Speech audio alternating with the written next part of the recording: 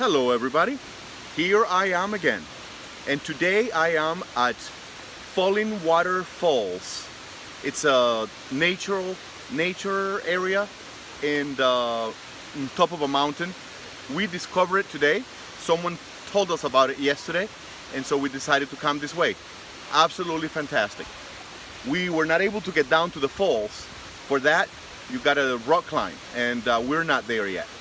But just this view over here is really nice. It was a group of it was some sort of school that just finished rock climbing all the way down, and they just came up. Anyways, last week I was in California visiting my daughter and son-in-law, and we had an awesome time.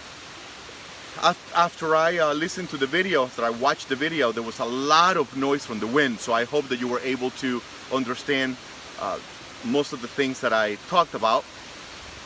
There was a lot of noise, and there were tourists talking and all of that, so hopefully that was nice. And you see that I'm doing like this because there are quite a few bugs around. But anyways, we'll get through this.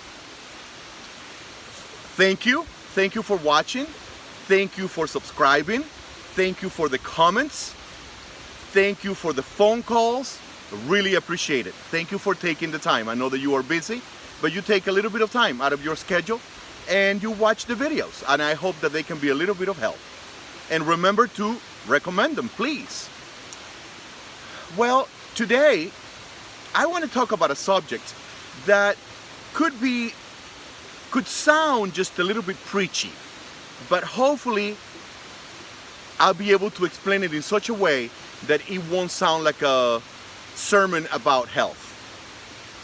And here it goes.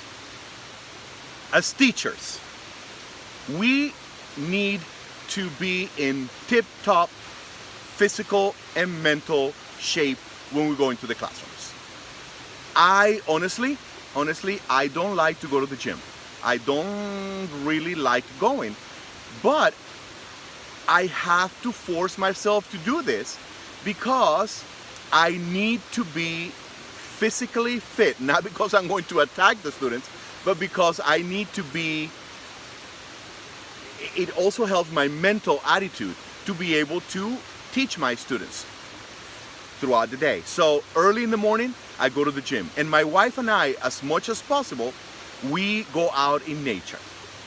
It's very important. I mean, and it is different for different people. For us, it's nature. Nature relaxes us. Nature refuels us.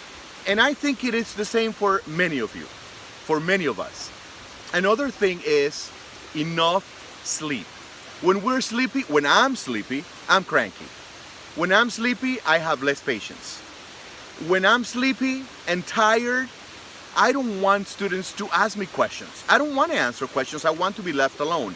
And sometimes I lose patience, and I might answer or I might talk in a way that is not necessarily the most appropriate way, especially when we are in the inner city classroom. Another thing is food.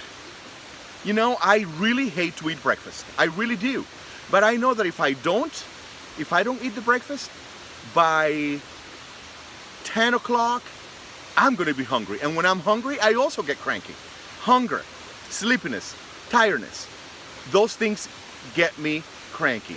And you can't be cranky when you're in a classroom with 20 students that are asking questions, that sometimes misbehave, that sometimes can be a little bit disrespectful, because we are the adults, we are the ones that have to then, answer with respect, treat them with respect, find ways to get them to pay attention in class. So this is not really about having a six-pack. This is not about having huge muscles. This is about being in just good physical and mental and spiritual shape. It's been ready, it's been rested, it's been full, full tummies, it's been ready for our students. And I know some extremely good teachers, very, very good teachers, but they plan so much. They have their lessons, completely perfect. that they don't get enough rest. And you know, I would say if you can only get the lesson 85% perfect because you took some time to rest, to exercise, to go in nature, to prepare a nice meal, then I think that that's worth it, because then you are going to be ready. You're going to be ready for that class, or you're going to be ready for your students.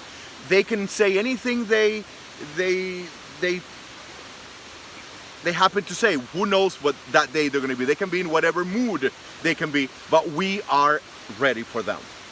So I really, and again, I don't want this to sound like a sermon, but as a teacher myself, my wife also a teacher, and many teachers that I know, my recommendation is make sure that you do whatever it is that relaxes you. Make sure that you do it. Take time for you. Let's take time for us. It's well worth it. And our students will reap the benefits of that. They will reap the benefits of us being fed, being not sleepy, being mentally, open and bright and ready to go. So again, if you are one of those awesome teachers that spends a lot of time for your students, and never do anything for yourself, please take a moment, relax, go in nature or whatever it is that makes you feel good. Eat healthy, do a little bit of exercise, and get enough sleep. And that will make a huge difference in your life and also in the classroom environment. Trust me, I've been in both sides. And right now I am in a good place where I have made a decision that I'm going to take time for me and also time to spend with my wife. It's well worth it. Thank you. Thank you for watching. Thank you for subscribing. Thank you for your phone calls. Thank you for your suggestions. Thank you for your comments. And remember, if the content is useful, recommend it.